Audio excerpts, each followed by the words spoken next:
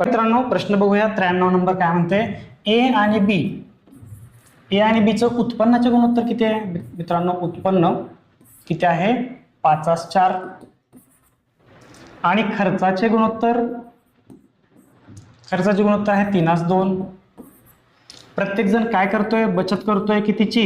800 रुपयाची. 800 आणि 800.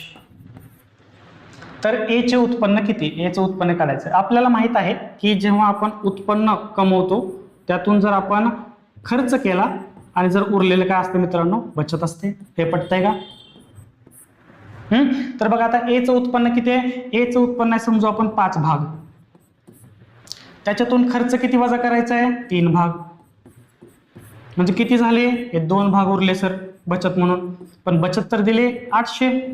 जर 2 भाग 800 असतील तर एक भाग किती असणार आहे? एक भाग असणार आहे 400. आपलं ए चं उत्पन्न किती आहे? 5 भाग. एक भाग आलाय 400 तर 5 भाग म्हणजे 5 गुणिले 400. उत्तर आलं 2000. ऑप्शन क्रमांक 2 हे उत्तर आलं 2000. समजते? 5 भागामधून 3 भाग वजा करायचे, उत्तर आलं 800. म्हणून याचं उत्तर एचं उत्पन्न किती आहे? 5 भाग. 5 गुणिले 400 2000 आपलं उत्तर आलेलं आहे. जमतंय?